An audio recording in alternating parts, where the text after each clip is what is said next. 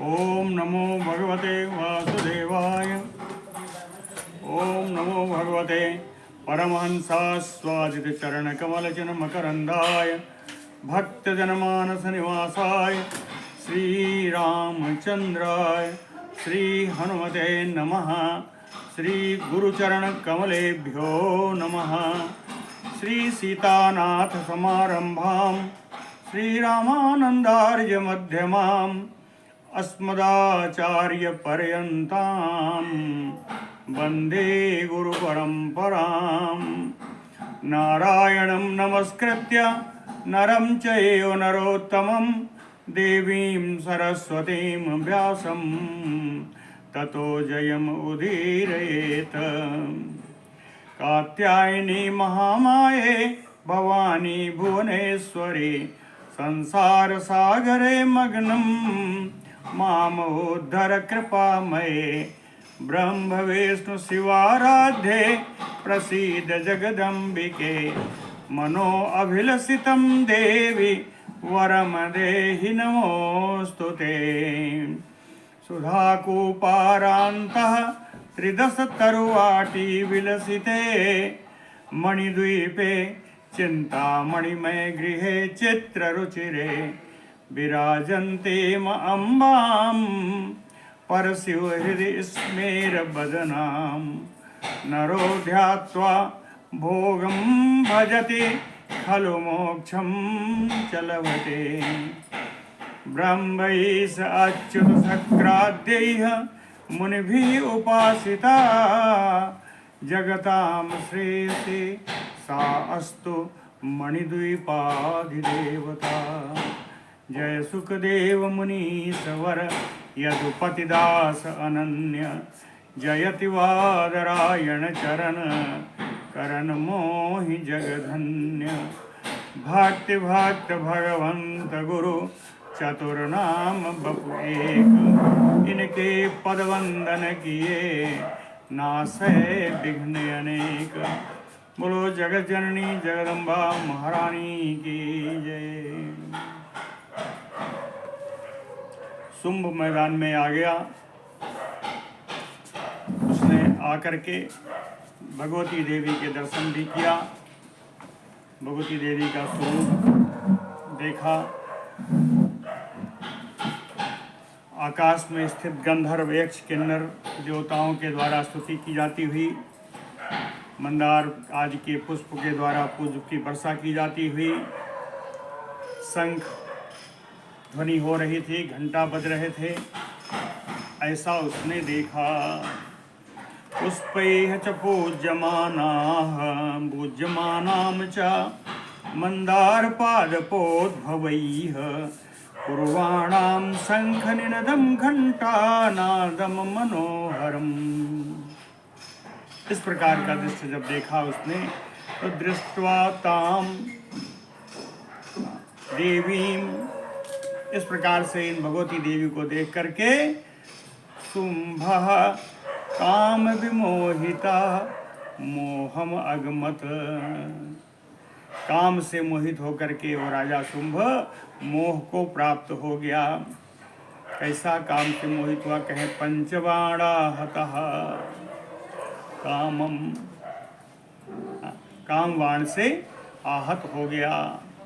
पंचवाण कामवाण को ही कहा जाता है। तो पंचवाणा हतः कामम, ऐसा जब आहत होकर के मनसा सम अचिंतयत, मन से विचार करने लगा, अपने मन ही मन सोचने लगा। क्या सोचता है? कहे अहो रूपमयितम सम्यक अहो चातुर्यम अद्भुतम। अभी तक तो सुना ही था, आज देखा। कहता है अहो रूपमयिदम सम्यक। अरे इनका कितना सुंदर रूप है। हाँ, संपूर्ण सर्वांग सुंदर हैं। अहो रूपमयिदम सम्यक अहो चातुर्यम अहो अद्भुतम। कितना चातुर्य है, बड़ा ही अद्भुत चातुर्य है। सौकुमारजम चा धैर्यजम चा परस्पर विरोधीयत। यद्यपि सुकुमारता और धीरता ये दोनों एक दूसरे के विरोधी हैं। यद्यपि सुकुमारता और धीरता ये दोनों एक दूसरे के विरोधी हैं, फिर भी ये सुकुमारता और धीरता दोनों एक साथ इन देवी में विद्यमान हैं, एक साथ इन देवी में विद्यमान हैं। सुख सौकुमारजं च धैर्यजं च परस्परं विरोधीयत। ये दोनों परस्पर विरोधी होने के बावजूद भी एक ही देवी में सुकुमारता भी धीरता भी दोनों विद्यमान है। फिर कहता है सुकुमार अति तन्वंगी सद्य प्रकट यौवना। देवी के रूप को देख रहा है, ये बड़ी सुकुमार हैं, बड़े पतली अंग वाली हैं, तन्वंगी और सुंदरी हैं। सद्य प्रकट यौवना, सद्या माने तुरंत, अभी अभी ऐसा लगता है कि इनका यौवन प्रारंभ हुआ है, बड़ी नव यौवना है। चित्रमेतत् असौ बाला, यह कन्या इस प्रकार से बड़ी ही विचित्र हैं, लेकिन उससे ज़्यादा विचित्रता यह है, उससे ज़्यादा आश्चर्य यह है कि काम भाव विवर्जिता। इतना स्वरूप सुंदर होने के बावजूद भी इनमें काम भाव नहीं है, काम भाव से रहित हैं। जबकि काम कांता समारूपे, काम कांता कामदेव की पत्नी काम कांता, कामदेव की पत्नी कौन? रति महारानी। काम कांता समारूपे, कामदेव जी की पत्नी रति महारानी के समान इनका रूप है। सर्व लक्षण लक्षिता, और सारे सुंदर लक्षण शुभ लक्षण इनमें दिखाई पड़ते हैं। अंबिका इयम किम एतत्तो हन्ति सर्वान् महाबलान्। क्या यही अंबिका है? क्या यही अंबिका देवी हैं जो इतने महान बलशाली सैनिकों को, राक्षसों को, दैत्यों को मार डाला? अंबिका अयम किम एतत्तु, कौन सी? हन्ति सर्वान् महाबलान्, महाबलशाली सब असुरों को मार डाला है। उपायः कोऽत्र कर्तव्यो येन मे बसगा भवेत्। भगवती महारानी के रूप को देखकर इतना मोहित हो गया कि अब अपने मन में विचार करता है कि उपायः कोऽत्र कर्तव्यो, इस समय कौन सा ऐसा उपाय मुझे करना चाहिए, येन जिसके द्वारा मैं बसगा भवेत, ये महारानी मेरे आराधीन हो जाएं, मेरे बसवर्ती हो जाएं। न मंत्रा वा मरालाक्षी साधने सन्निधौ मम। लेकिन जब मन से विचार किया तो कहता है मरालाक्षी, ये हंस, मराल माने हंस, तो मरालाक्षी अक्ष माने नेत्र, तो कहे हंस के समान नेत्र वाली जो महारानी है, मम सन्निधौ मंत्रम नावा, इनको अपने बस में करने के लिए मेरे पास तो कोई मंत्र नहीं है, कोई उपाय नहीं है। क्यों नहीं है? कहते सर्व मंत्रमयी ही ऐसा, ये महारानी स्वयं सर्वी मंत्रमयी हैं। अमोहिनी, ये जगत को मोह लेने वाली हैं। मदगर्विता, अपने बल के घमंड में ये हमेशा फूली रहती हैं। सुंदरी इयम, और परम सुंदरी हैं। तो वरवर्णिनी, इस प्रकार सुंदर अंग वाली ये देवी कथम में बसगा स्यात्, ये मेरे बस में क्यों आएंगी, मेरे बस में कैसे आएंगी? कथम में बसगा स्यात्, कहता है मेरे बस में तो आएंगे नहीं, युद्ध करने में आ गया तो हो सकता है युद्ध में मारा भी जाऊं। लेकिन कहता है पाताल गमनम में अद्य नायुक्तम समरांगणात, समरांगणात पंचमी है, समरांगणात युद्ध भूमि से आज इस समय पाताल जाना भी उपयुक्त नहीं होगा। अब मैं युद्ध में सामने आ गया हूँ तो यहाँ से पाताल कैसे जाऊं? पाताल गमनम में यद्य नायुक्तम समरांगणात। इसके अलावा साम दान भेद दंड ये नीतियां होती हैं। तो क्या साम दान विभेद इच्छा नायम साध्या महाबला। कहते हैं जो 4 नीतियां हैं, 4 में से दंड तो अलग बात है, दंड का अर्थ है कि युद्ध करना। कहें जो 3 बचा साम दान भेद, कहें नयम साध्या महाबला।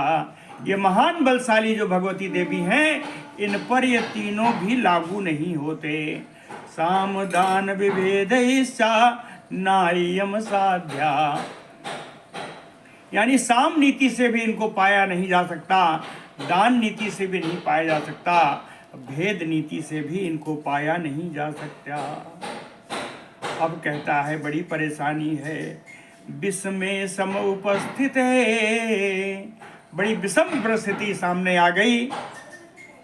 सोचता है किम कर्तव्यम, अब मुझे क्या करना चाहिए?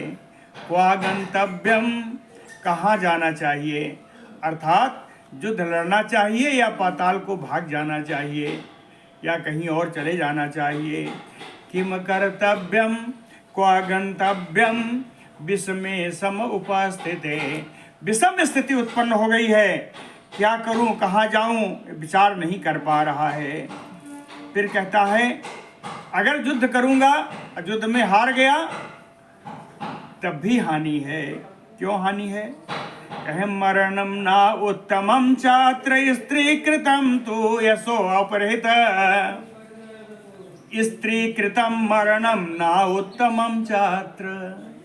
यहाँ मुझे युद्ध एक स्त्री से करना होगा और स्त्री के द्वारा पाई हुई मृत्यु भी उत्तम मृत्यु नहीं होगी। स्त्री कृतम मरणम ना उत्तमम।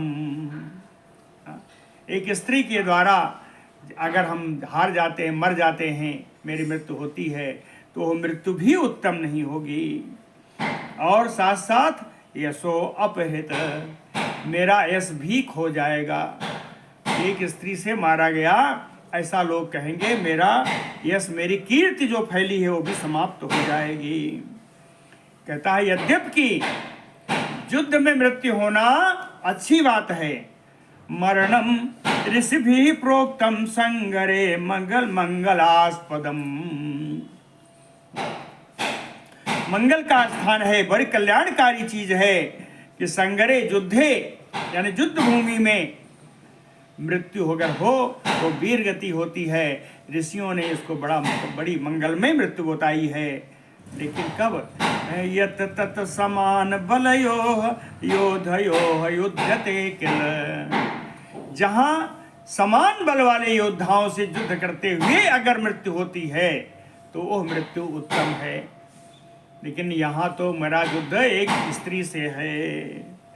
यत तत् समान बलयो, समान बल वाले योद्धा से अगर युद्ध करते हुए मृत्यु होती है तो वही मृत्यु उत्तम कही गई है। लेकिन यहाँ ऐसा नहीं है। मेरे सामने युद्ध करने के लिए एक स्त्री है, लेकिन ये स्त्री है कैसी? कहे प्राप्तायम दैव रचिता नारी नरसतोत्तमा सर्वथा अति बला बला नासाय अस्मत् कुलस्य इह। नरसतोत्तमा, सत माने 100, नर माने श्रेष्ठ पुरुष। सैकड़ों पुरुषों से ये श्रेष्ठ नारी है, सैकड़ों पुरुषों से ये श्रेष्ठ नारी है।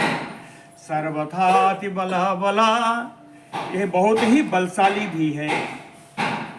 इसके अलावा कहें दैव रचिता, विधाता के द्वारा बनाई गई ये स्त्री है। इसलिए आई क्यों है? कहें नासाय अस्मत् कुलस्य। अस्मत् माने हमारे कुल को, नासाय चतुर्थी है, नाश करने के लिए, हमारे कुल का नाश करने के लिए ही इह प्राप्ता, यहाँ आई हुई है। यह नारी तो है, लेकिन ये नारी सैकड़ों पुरुषों से श्रेष्ठ है, अत्यंत बलशाली है, विधाता के द्वारा निर्मित है। इस नारी और उसके ऊपर मेरा ही कुल का नाश करने के लिए यहाँ आई है। वृथा किम साम वाक्यानि मया योज्यानि सांप्रतम। सांप्रतम का अर्थ होता है इस समय। कहीं इस समय अगर मैं देवी की स्तुति करूं, इनको मनाऊं कि आप मान जाओ, तो साम नीति भी व्यर्थ हो जाएगी। साम नीति का प्रयोग क्यों करूं? वृथा किम साम वाक्यानि मया योज्यानि। मया योज्यानि, मेरे द्वारा प्रयोग किया गया साम वाक्य भी इस समय देवी के लिए व्यर्थ होगा। क्यों व्यर्थ होगा? हननाय आगता ही ऐसा, क्योंकि मुझे तो मारने के लिए ही यहाँ आई है।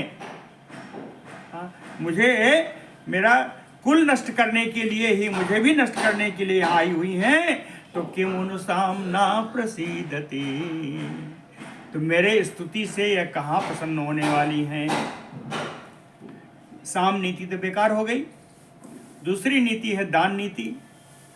कह न दान चालितुम योग्या नाना शस्त्र विभूषिता। अनेक प्रकार के अस्त्र शस्त्र से आभूषित हैं, लेकर तैयार खड़ी हैं। तो इस समय इनको मैं कहूं कि आप हमारा राज्य ले लो, तब भी ये नहीं मानेंगी, तब भी उचित नहीं होगा। इसलिए दान नीति भी यहाँ योग्य नहीं चल पाएगी। न दान चालितुम योग्या, क्यों? कि नाना शस्त्र विभूषिता। अब तीसरी नीति है भेद नीति। कहें भेदा तु विफलः कामम सर्वदेव वसानुगम। भेद नीति भी यहाँ विफल रहेगी, भेद नीति भी यहाँ काम नहीं करेगी। क्यों? कहें हम तो यही कहेंगे कि देवता लोग आपकी परवाह नहीं करते, लेकिन सारे देवता तो इनके बशवर्ती हैं, इनके अधीन हैं। तो यहाँ भेद नीति भी काम नहीं करेगी। तो साम दाम भेद तीनों नीति काम नहीं कर रही है। तो कहता है तस्मात् तु मरणम श्रेयो न संग्रामे पलायनम। ऐसी स्थिति में संग्रामे मरणम श्रेयो। तस्मात् का अर्थ है ऐसी स्थिति में युद्ध भूमि में मरना ही अच्छा होगा। संग्रामे मरणम श्रेयो न पलायनम। यहाँ से भाग जाना उचित नहीं होगा। अब जो होगा सो होगा, अब यहाँ मरना ही पड़ेगा। और हो सकता है युद्ध में जीत भी जाऊं। कहता है जयो वा मरणम वा अद्य भवतु एव यथा विधि। अब विजय प्राप्त हो या मृत्यु प्राप्त हो, जो भी हो, जैसा भी हो, होने दो। श्री व्यासुवाच इत संचिन्त्य मनसा शुम्भः सत्त्वाश्रितो अभवत् युद्धाय सुस्थिरो भूत्वा पुरः स्थितां ताम उवाच। शुम्भः इति संचिन्त्य मनसा। अभी तक जितना भी कहा वो मन में विचार कर रहा था, पहले बताया था। तो इस प्रकार इतना सब वो मन में विचार करके सत्वाश्रितो अभवत। सत्व माने धैर्य, धैर्य का आश्रय लेकर के अब वो खड़ा हो गया। कहाँ खड़ा हुआ? कहें युद्धाय सुस्थिरो भूत्वा। युद्ध के लिए स्थिर होकर के, खड़ा होकर के, पुरा स्थिताम ताम देवीम भगवतीम उवाच। अपने सामने खड़ी हुई उन भगवती देवी से कहता है। इतना सब सोचा कि काम नहीं करेगा कुछ भी, हमारी स्तुति वगैरह, फिर भी कुछ न कुछ तो कहेगा ही। तो देवी से कहता है देवी युध्यस्व कांते अद्य वृथा अयम त्वं परिश्रमः।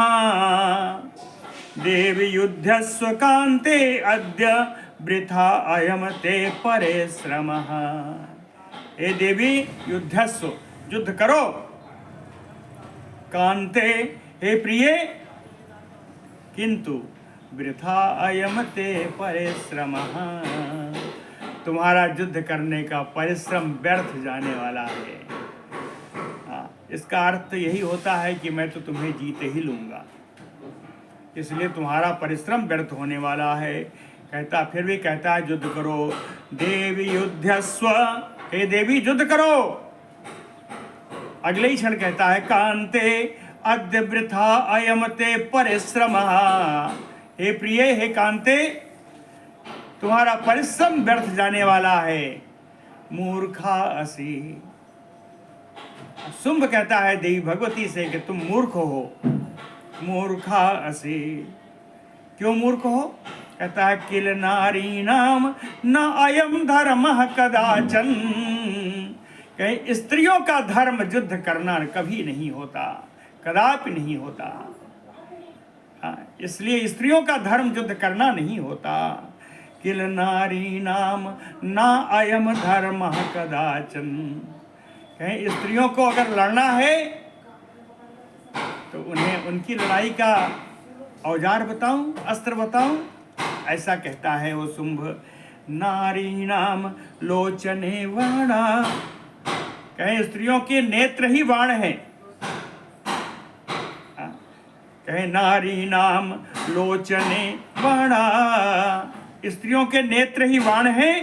और भ्रुवो एव सरासनम, और उनकी सुंदर भौहें ही धनुष हैं। भ्रुवो एव सरासनम हाव भावाह तु शस्त्राणि शस्त्राणि, और स्त्रियों के हाव भाव ही उनके शस्त्र हैं, उनके औजार हैं। पुमान लक्ष्यम विचक्षण, और अगर बाण है, धनुष है, अस्त्र शस्त्र हैं, तो मरने वाला भी तो कोई होना चाहिए। तो कहें लक्ष्यम विचक्षण पुमान, कामासक्त कोई, हाँ, काम के रस को जानने वाला व्यक्ति ही आपका लक्ष्य होगा, उसे आप मारेंगी। सन्नाहा च अंगरागो, शरीर में जो आप अंगराग लगाती हैं, लाल पीला नीला सब चंदनों का, अंगराग ही आपका कवच है। सन्नाहा च अंगरागो रथा चापि मनोरथः, विभिन्न प्रकार के मनोरथ जो आपके मन से निकलते हैं वही आपका रथ है, उसी रथ पर आप सवार हैं।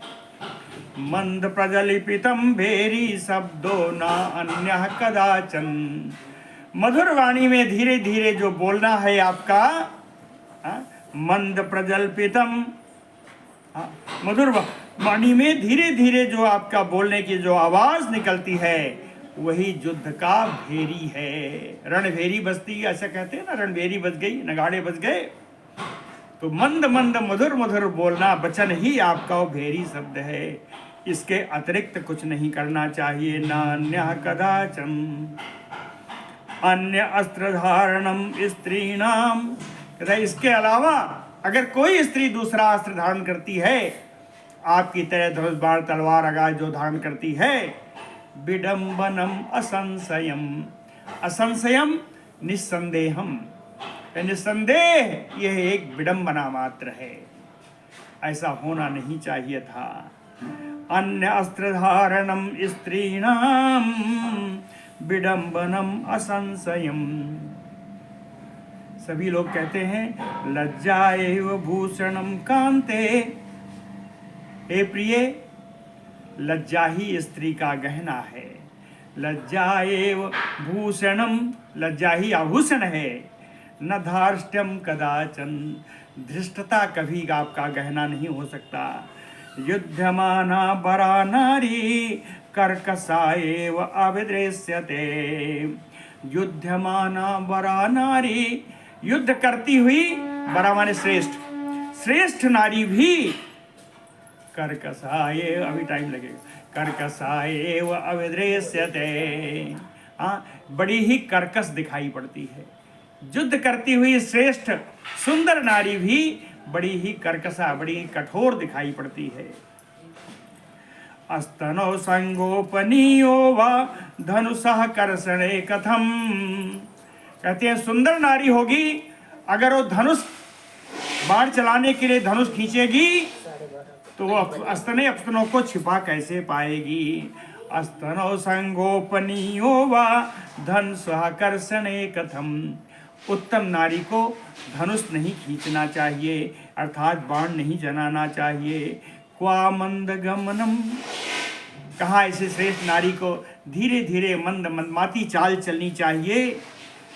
और जो युद्ध करने वाली स्त्री है, कहे कुत्र गदम आदा गदाम आदाय धावनम, और कहा युद्ध में गदा लेकर के दौड़ लगाती हुई।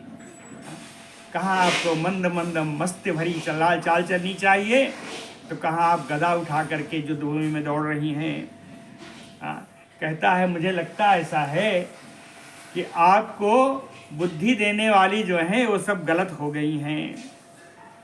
आपको गलत लोगों ने आपको बुद्धि दे दिया, आपको किसी ने बहला फुसला लिया है। बुद्धिदा कालिका ते यत्र चामुंडा पर नायिका, ये दूसरी नायिकाएं जो हैं, जो कालिका चामुंडा आई हैं, इन्होंने ही आपकी बुद्धि खराब कर दी। खुद तो सुंदर है नहीं और आप जैसी सुंदर स्त्री को भी लड़ने के लिए लगा दिया। तो कहते हैं ये कालिका चामुंडा जो दूसरी नायिकाएं हैं, इन्होंने ही आपकी बुद्धि खराब कर रखी है। बुद्धिदा कालिका ते यत्र चामुंडा पर नायिका। और कहता है मुझे ऐसा लगता है कि चंडिका मंत्र मध्यस्था, चंडिका देवी जो है वो आपको मंत्रणा देती हैं।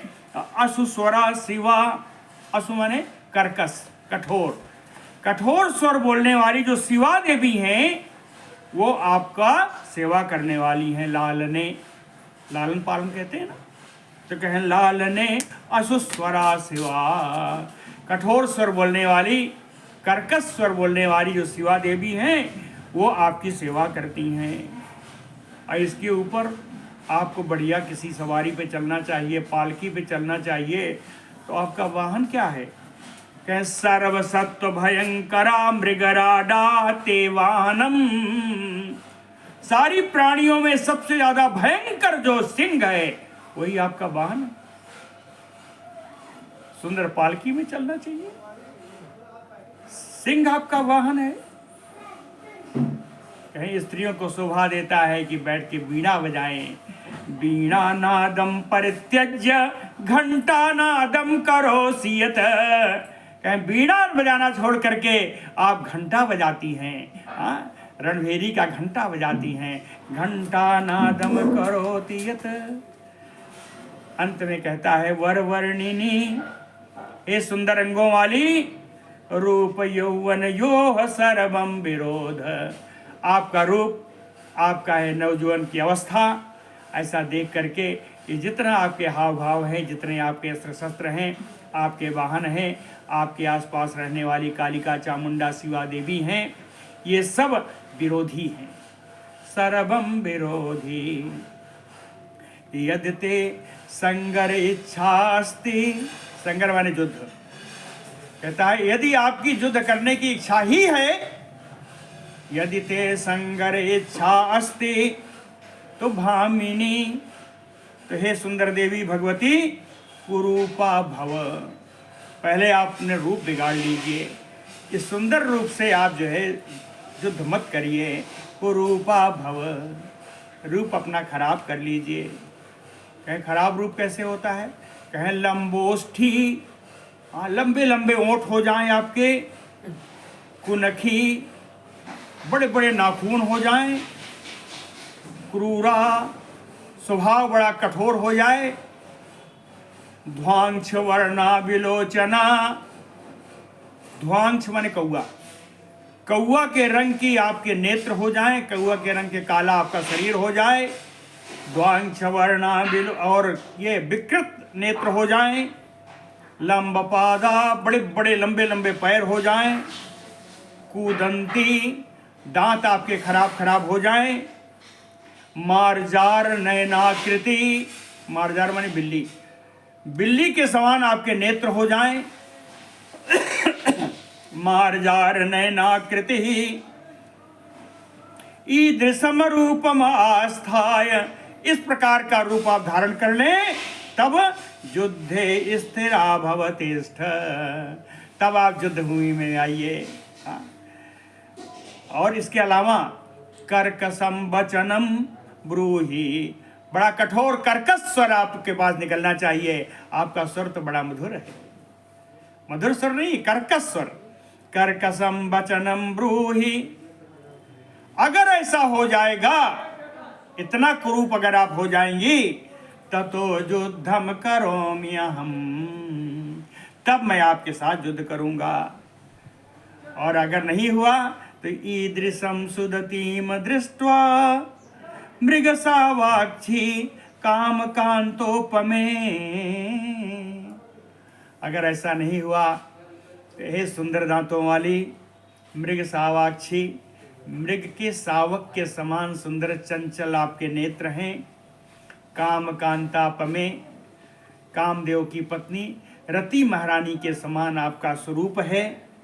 तो मृगसावाक्षी काम कांतोपमे सुदतीम ईदृशीम द्रष्टुम, इस प्रकार के आपके स्वरूप को देख करके त्वाम हंतुम, आपको मारने के लिए मे पाणी ही, पाणी माने हाथ, कहते ये आपको मारने के लिए मेरा हाथ न प्रसीदति, नहीं चुट पा रहा है। आप इतनी सुंदर हैं, इतनी मधुर बोलती हैं कि आपको मारने के लिए मेरा हाथ ही नहीं उठ रहा है। आप कुरूप हो जाइए तो भले आपको मार दूं, है ना। ये सोचता है कि हम मार ही देंगे, इसीलिए ऐसा सब बात करता है कि हंतुम त्वाम मृगसावाक्षी। सुनिए बढ़िया, दो लाइन बहुत बढ़िया है। ईदृशीम सुदतीम दृष्ट्वा, इस प्रकार सुंदर दांतों वाली देख करके मृगसावाक्षी काम कांतोपमे मृधे, मृधे यानी युद्धे, समरांगणे युद्ध भूमि में, त्वाम हंतुम मे पाणी ना प्रसीदति, आपको मारने के लिए मेरे हाथ नहीं उठ रहे हैं। श्री व्यासोवाच इति ब्रुवाणं कामार्तं वीक्षतम जगदम्बिका, स्मृत पूर्वम इदम वाक्यमुवाच भरतोत्तम। भरतोत्तम कौन है? भरत वंश के श्रेष्ठ जन्मेजय जी। ये कथा व्यास जी सुना रहे हैं और जन्मेजय जी सुन रहे हैं। तो व्यासोवाच, व्यास जी कहते हैं हे भारत वंश के श्रेष्ठ जन्मेजय जी, इति ब्रुवाणम कामार्तम, कामासक्त इस शुंभ को इस प्रकार बोलते हुए देख करके, बीच माने आलोक के देख करके, जगदम्बिका, जगदम्बिका भवानी भगवती स्मित पूर्वम मुस्कुराती हुई, इदम वाक्यम उवाच, मुस्कुराती हुई ये बात बोली। देवी उवाच, देवी बोलती हैं, किम विसीदसी मंदात्मन काम बाण विमोहिता, हे मंदबुद्धि, हे मंदभाग्य, मंदात्मन काम बाण विमोहिता किम विसीदसी, काम बाण से आहत होकर के तू इतना दुखी क्यों हो रहा है? तू चाहता है ना कि तुझे कोई कुरूप स्त्री मारे? तो सुन, प्रेक्षिका अहम स्थिता मूढ़, हे मूर्ख, मैं तो केवल दर्शक की तरह खड़ी रहूंगी।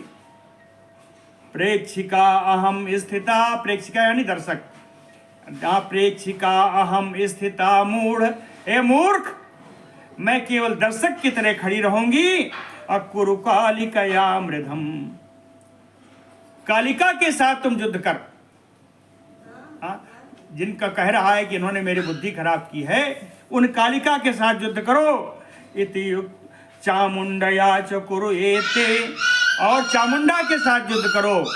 इन कालिका और चामुंडा के साथ युद्ध करो। तव योग्य रणारंगे कुरुएते, तुम कहती हैं, भगवती अंबिका जी कहती हैं कि हे शुंभ, तुम इन्हीं दोनों के साथ युद्ध करने के लिए योग्य हो, मेरे साथ युद्ध करने के लिए योग्य भी नहीं हो। तुमको मैं मारूं तो मेरी बदनामी होगी कि तेरे जैसे दुष्ट आदमी को मैं मारूंगी। तुमको मारने के लिए कालिका चामुंडा ही काफी है। यही कहा। हाँ, प्रेक्षिका अहम स्थिता मूढ़ कुरु कालिकया मृधम चामुंडया वा कुरुएते तव योग्य रणांगणे। यही तो तुमको मारने के लिए योग्य है। बात अब कहती हैं कालिका जी से, प्रहरस्व यथा कामम न अहम त्वाम जोद्धुम उत्सहे। तुम्हारी जितनी इच्छा हो तुम इन दोनों के ऊपर यथा कामम, यानी यथा काम माने कामना, इच्छा, तो जितनी इच्छा हो उतना इन दोनों के ऊपर तुम प्रहार करो। हाँ, अहम त्वाम जोद्धुम ना उत्सहे। हाँ, मुझको तुमसे युद्ध करने की कोई इच्छा नहीं है। इति उक्त्वा, ऐसा उस शुंभ को कह करके देवी, भगवती देवी अंबिका देवी मधुरया गिरा कालिकाम प्राह, अपनी मधुर वाणी में कालिका देवी से बोली कि कुरूप प्रियम आहवे, कि यह जो शुंभ है इसको कुरूप स्त्री बड़ा प्रिय है। काली देवी का रूप कैसा है जी, बाहर निकली हुई बढ़िया काले रंग का है ना, ऐसे काली देवी है। इसीलिए कहा कि आहवे, आहवे माने युद्धे, युद्ध भूमि में इसको कुरूप बड़ी प्रिय है। तो हे क्रूरे कालिके, हे कालिका जी आप तो बड़ी क्रूर भी हो। एनम जही, हम कहते हैं इसको आप मार डालो। श्री व्यासवाच, व्यास जी कहते हैं इति उक्ता काल रूपिणी काल प्रेरिता कालिका।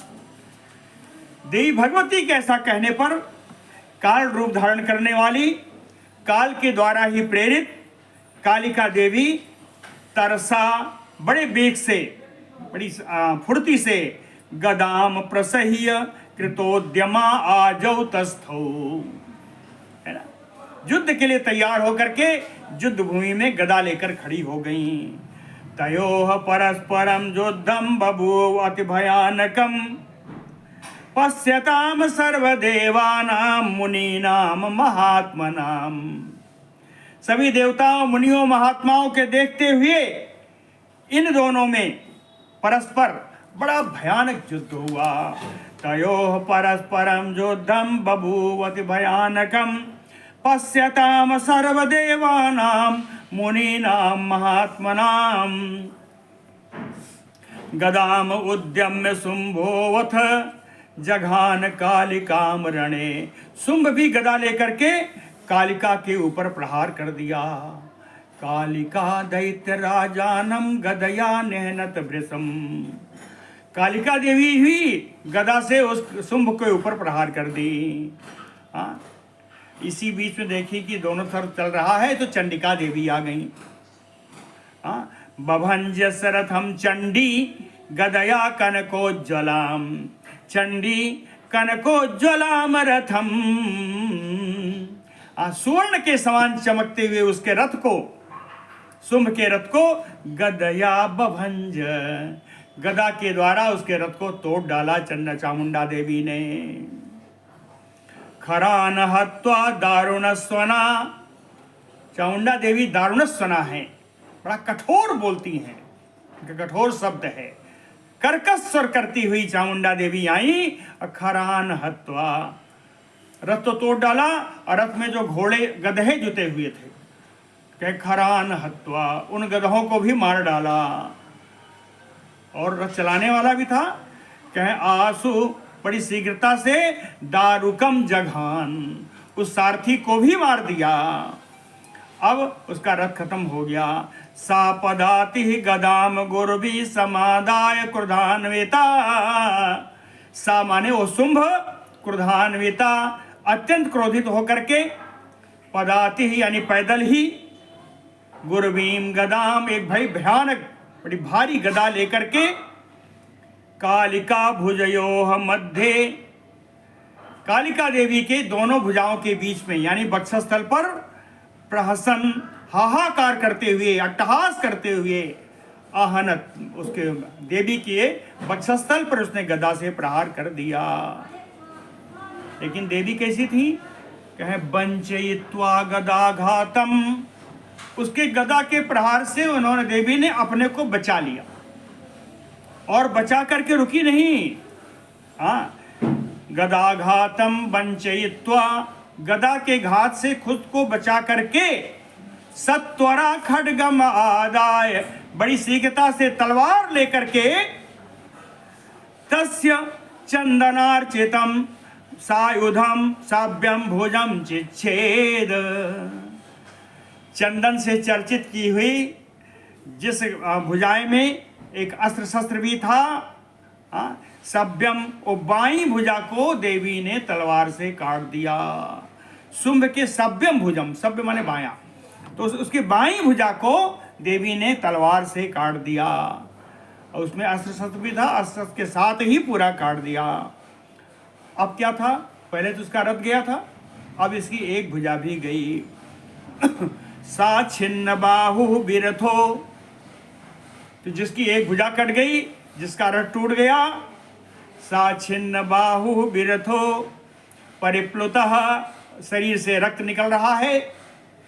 गदा पाणी ही, दूसरे हाथ में गदा लेकर के, अचिरेण समागम्य कालिकाम आहन तदा, बड़ी शीघ्रता से आया और कालिका देवी के ऊपर प्रहार किया।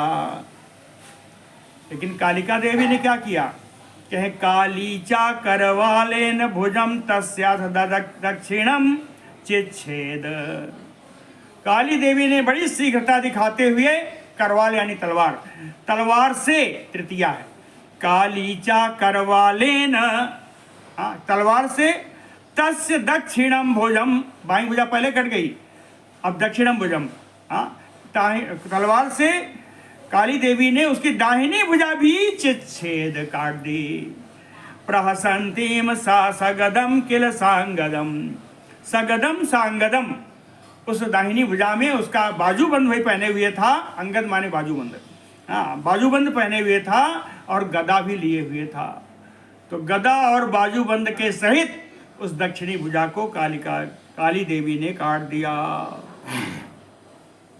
कर्तुम पाद प्रहारम सकुपितः प्रययो जवात, दोनों हाथ कट गए, कहें जवात, तब बड़ी शीघ्रता से, साकुपितः, वो निशुंभ क्रोधित होकर के, पाद प्रहारम कर्तुम प्रययो, अपने चरणों से, अपने पैरों से प्रहार करने के लिए आगे बढ़ा। भुजाएं कट गई, अब पैर से मारेगा, तो कहे कर्तुम पाद प्रहारम प्रययो जवाब, बड़ी शीघ्रता से आगे बढ़ा। आगे बढ़ा ही था कि काली चिच्छेद चरणो खड़गे नयस तुरान्विता, तुरान्विता यानी बड़ी शीघ्रता से, बड़ी शीघ्रता से खड़गेन तलवार से काली ने उसके दोनों चरण का पैरों को भी काट दिया। काली चिच्छेद चरणो, चरणों यहाँ दो वचन है इसलिए दोनों चरण एक साथ काटा, वहाँ तो पहले बायां काटा फिर दाहिना, लेकिन दोनों पैर एक साथ काटा है। काली चिच्छेद चरणौ खड़गेन अस्य तुरान्विता, अब क्या हो गया, पहले था बिरथी था, उसकी भुजाएं कटी थी, अब क्या है, सच्छिन्न कर पादो अपि, जिसका हाथ कट गया, जिसका पैर कट गया, हाथ और पैर कट जाने पर भी ब्रुवन तिष्ठ तिष्ठ इति, फिर भी बोल रहा है रुको और ठहरो ठहरो देवी। धावमानो ययो वासु कालिकाम विषयन्नयो, कालिका देवी जी को डराते हुए, अब धड़ के शरीरे दौड़ रहा है, धड़ से ही दौड़ रहा है।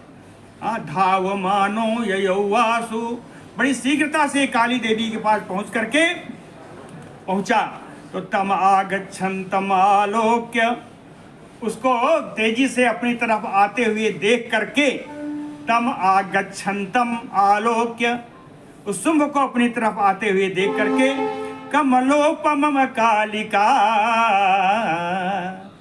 कमल के समान सुंदर कालिका देवी,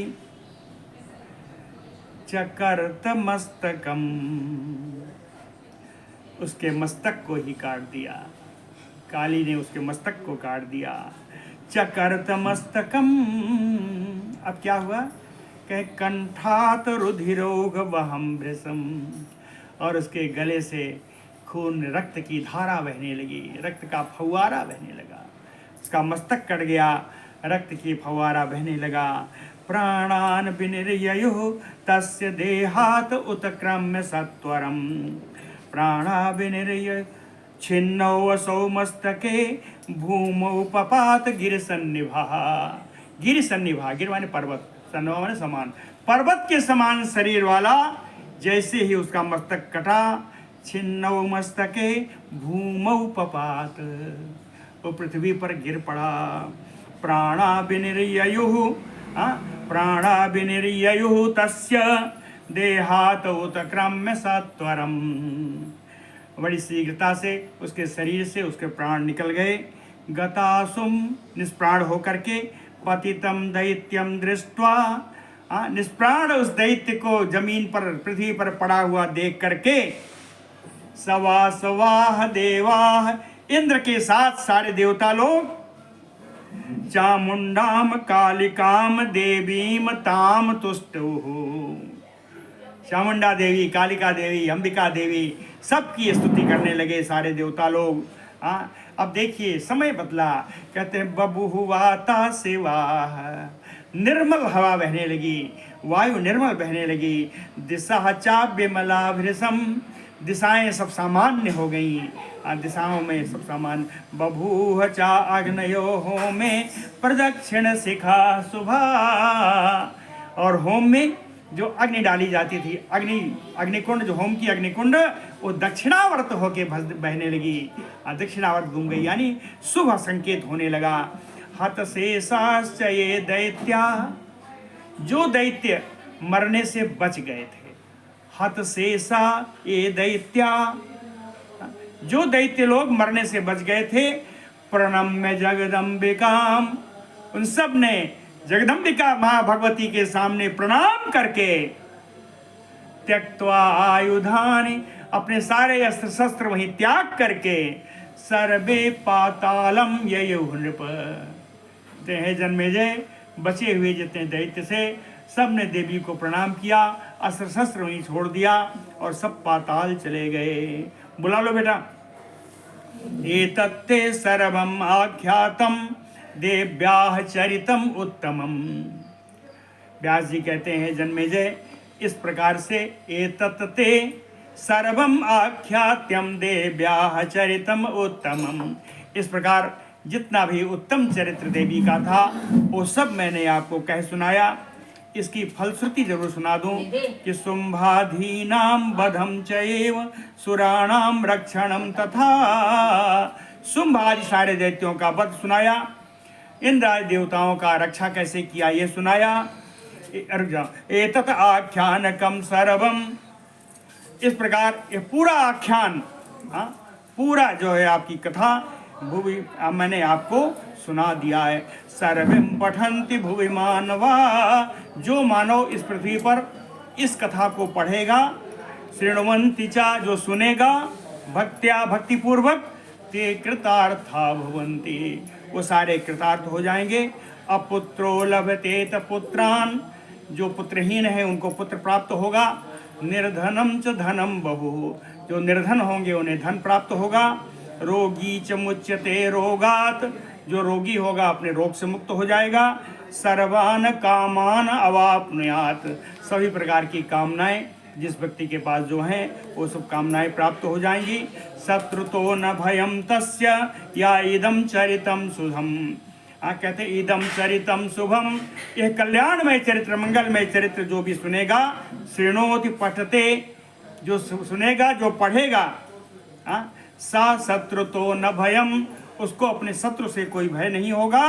अमुक्तिमान जायते नरहा, और ऐसा व्यक्ति जो इसको पाठ करेगा, जो इसको सुनेगा, वो मुक्ति को भी, मोक्ष को भी प्राप्त करेगा। ऐसी इसकी फलश्रुति है। बोलो भक्तवत्सल भगवान की जय।